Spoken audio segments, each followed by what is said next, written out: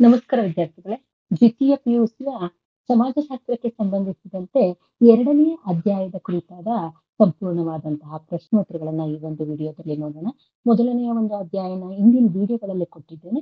ಈ ಒಂದು 2ನೇ ಅಧ್ಯಾಯವನ್ನ ಈ ಒಂದು ವಿಡಿಯೋದಲ್ಲಿ ನೋಡ್ತಾ ಇರೋಣ. ಸಾಮಾಜಿಕ ಅಸಮಾನತೆ ಹೊರಗುಳಿಯುವಿಕೆ ಮತ್ತು ಒಳಗೊಳ್ಳುವಿಕೆ ಅನ್ನುವಂಥದ್ದು ಇಲ್ಲಿ ಮೊದಲಿಗೆ 1 ಅಂಕದ ಪ್ರಶ್ನೋತ್ತರಗಳನ್ನ ನೋಡೋಣ.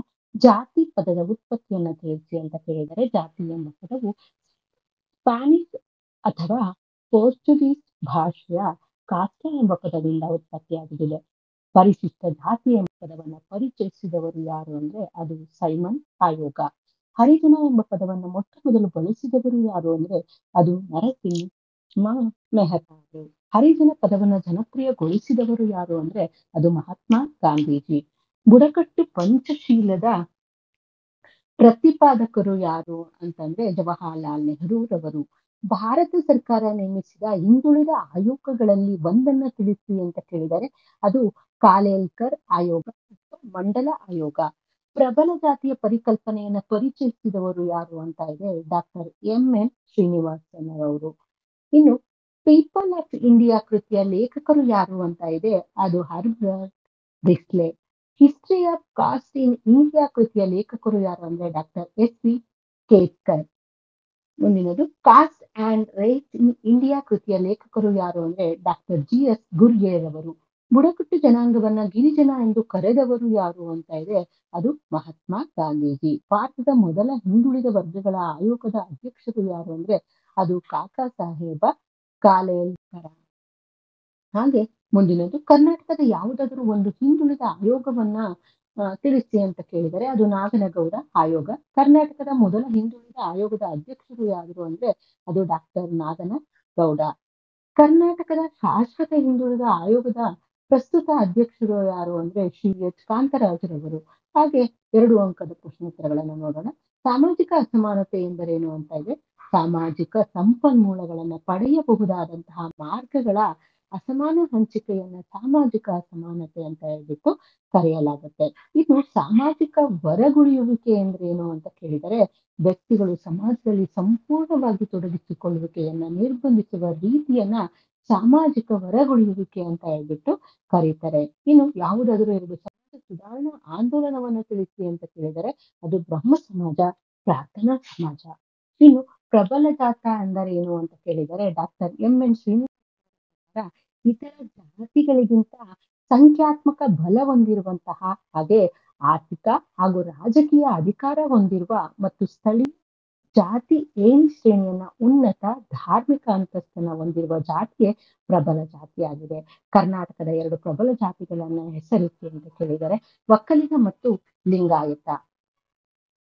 ಭಾರತದಲ್ಲಿನ ಯಾವುದಾದರೂ 2 ಹಿಂದುಳಿದ ಸಮೂಹಗಳನ್ನ ತಿಳಿಸಿ ಅಂತ ಕೇಳಿದರೆ ಪರಿಶಿಷ್ಟ ಜಾತಿ, ಪರಿಶಿಷ್ಟ ಪಂಗಡ, ಇತರೆ ಹಿಂದುಳಿದ ವರ್ಗಗಳು. ಅಂದ್ರೆ ನೀವು ಯಾವ್ದಾದ್ರು 2 ಬರೆದ್ರು ನಿಮ್ಗೆ 2 ಅಂಕ ದೊರೆಯುತ್ತೆ. ಇನ್ನು ಕರ್ನಾಟಕದ ಯಾವುದಾದರೂ 2 ಪರಿಶಿಷ್ಟ ಜಾತಿಗಳನ್ನ ಹೆಸರಿಸಿ ಅಂತ ಕೇಳಿದರೆ ಅದು ಹೊಲೆಯ ಮತ್ತು ಮಾದಿಗ. ಕರ್ನಾಟಕದ ಯಾವುದಾದರೂ 2 ಪರಿಶಿಷ್ಟ ಪಂಗಡಗಳನ್ನ ಹೆಸರಿಸಿ ಅಂತ ಕೇಳಿದರೆ ಸೋಲಿಗ ಬೇಡರು, ಕಾಡು ಕುರುಬರು. ಇನ್ನು ಕೆನೆಫ್ ಪದರ ಪರಿಕಲ್ಪನೆಯನ್ನು ವ್ಯಾಖ್ಯಾನಿಸಿ ಅಂತ ಕೇಳಿದರೆ ಇತರ ಹಿಂದುಳಿದ ಜಾತಿ ವರ್ಗದ ಶ್ರೀಮಂತ ಮತ್ತು ಸುಶಿಕ್ಷಿತ ಮತ್ತು ಸರ್ಕಾರದ ಮೀಸಲಾತಿ ಮತ್ತು ಇತರೆ ಸೌಲಭ್ಯ ಪಡೆಯಲು ಅರ್ಹವಲ್ಲದ ವರ್ಗವನ್ನು ಸೂಚಿಸುವಂತದ್ದೇ ಕೆನೆಪದರವಾಗಿದೆ. ಇನ್ನು 5 ಅಂಕದ ಪ್ರಶ್ನೋತ್ತರಗಳು. ಬ್ರಿಟಿಷರ ಅವಧಿಯಲ್ಲಿ ಜಾತಿ ವ್ಯವಸ್ಥೆಯಲ್ಲಿ ಉಂಟಾದಂತಹ ಬದಲಾವಣೆಯನ್ನು ವಿವರಿಸಿ ಅಂತ ಕೇಳಿದರೆ ಸಾರ್ವತ್ರಿಕ ಕಾನೂನು ವ್ಯವಸ್ಥೆಯ ಪರಿಚಯ, ಆಂಗ್ಲ ಶಿಕ್ಷಣದ ಪ್ರಭಾವ, ಸಮಾಜ ಸುಧಾರಣಾ ಚಳವಳಿಗಳ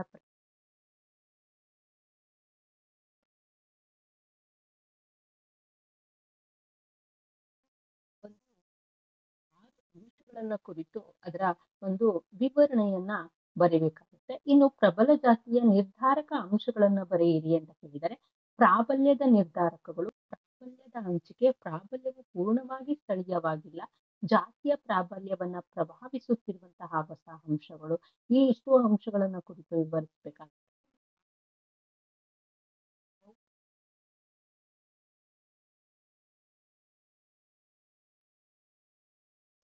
ವಲಯ ಈ 4 3 ವಲಯಗಳನ್ನ ಕುರಿತು ವಿವರಣೆಯನ್ನ ಬರೀಬೇಕಾಗುತ್ತೆ. ಇನ್ನು ಬುಡಕಟ್ಟು ಕಲ್ಯಾಣದ 3 ದೃಷ್ಟಿಕೋನಗಳನ್ನ ವಿವರಿಸಿ ಅಂತ ಕೇಳಿದರೆ, ಪ್ರತ್ಯೇಕತೆಯ ನೀತಿ, ಬಾಂಧೀಕರಣದ ನೀತಿ, ಐಕ್ಯತೆಯ ನೀತಿ. ಹಾಗೆ ಇತರೆ ಹಿಂದುಳಿದ ವರ್ಗಗಳ ಸಮಸ್ಯೆಗಳನ್ನ ಹಿಂದುಳಿದ ವರ್ಗಗಳು ಚರ್ಚಿಸಿ ಅನಿಶ್ಚಿತ, ಅಮೂರ್ತ ಮತ್ತು ಅಸಂಘಟಿತವಾಗಿದೆ. ಆರ್ಥಿಕವಾಗಿ ಹಿಂದುಳಿದಿರುವಿಕೆ, ಶೈಕ್ಷಣಿಕ ಮತ್ತು ಸಾಮಾಜಿಕ ಹಿಂದುಳಿದಿರುವಿಕೆ, ರಾಜಕೀಯ ಅಸಂಘಟಿತ ಸಮೂಹ ಈ ಅಂಶಗಳನ್ನು ಕುರಿತು ವಿವರಣೆಯನ್ನ ಬರೀಬೇಕಾಗುತ್ತೆ. ಹಾಗೆ ಮಂಡಲ ಆಯೋಗದ ಪ್ರಕಾರ ಹಿಂದುಳಿಯುವಿಕೆಯನ್ನು ನಿರ್ಧರಿಸುವ ಮಾನದಂಡ ಅಥವಾ ಆಧಾರಾಂಶಗಳನ್ನು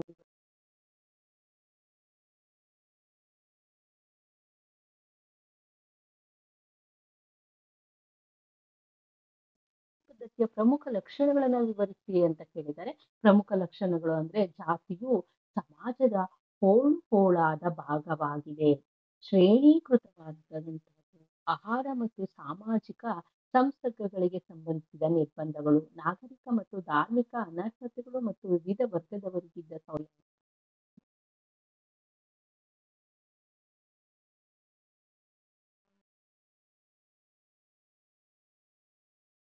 ಈ ಎಲ್ಲ ಲಕ್ಷಣಗಳನ್ನ ಕುರಿತು ವಿವರಣೆಯನ್ನ ಬರೀಬೇಕಾಗುತ್ತೆ 10 ಅಂಕಗಳಿಗೆ. ಇನ್ನು ಸ್ವಾತಂತ್ರ್ಯ ನಂತರದಲ್ಲಿ ಭಾರತದಲ್ಲಿ ಜಾತಿಯಲ್ಲಾದ ಬದಲಾವಣೆಗಳನ್ನ ವಿವರಿಸಿ ಅಂತ ಕೇಳಿದರೆ, ಜಾತಿ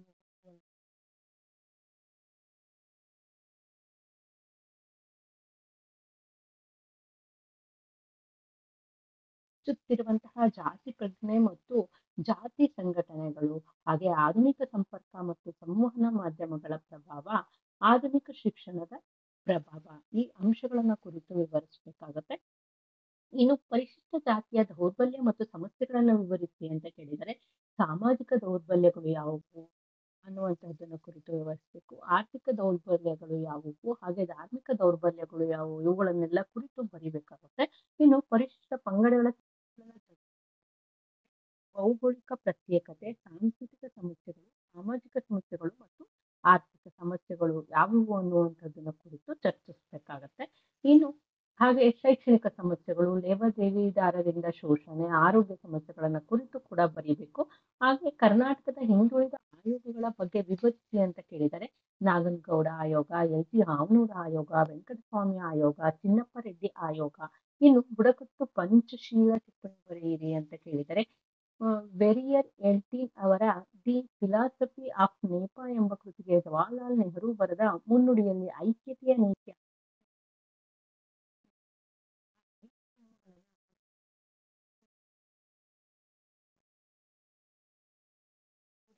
ಪಂಗಡಗಳು ತಮ್ಮದೇ ಆದಂತಹ ಸಾಮರ್ಥ್ಯದಿಂದ ಅಭಿವೃದ್ಧಿ ಹೊಂದಲು ಅವಕಾಶ ನೀಡಬೇಕು. ಅವರ ಬಲವಂತವಾಗಿ ಏನನ್ನ ಹೇರಬಾರದು.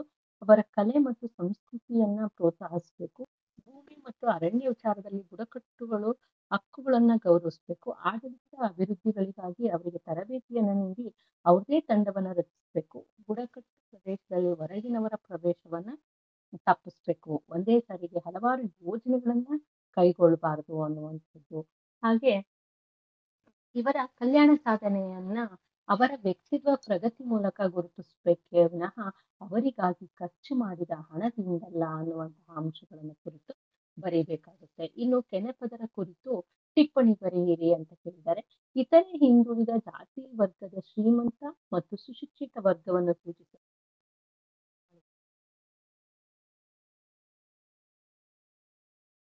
ಈ ಪರಿಕಲ್ಪನೆಯನ್ನ 1971ರಲ್ಲಿ ಸಂತಾನಂ ಆಯೋಗದ ಮೊದಲು ಕ್ರಿಮಿಲೇಯರ್ ಪದ ಬಳಕೆ ಮಾಡಿ ಇತರೆ ಹಿಂದುಳಿದ ವರ್ಗ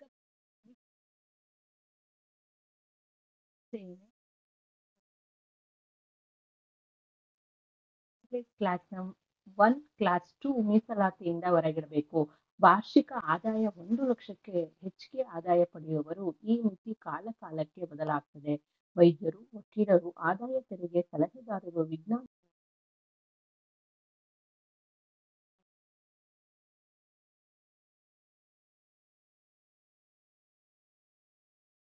ಮುಖ್ಯಮಂತ್ರಿಗಳು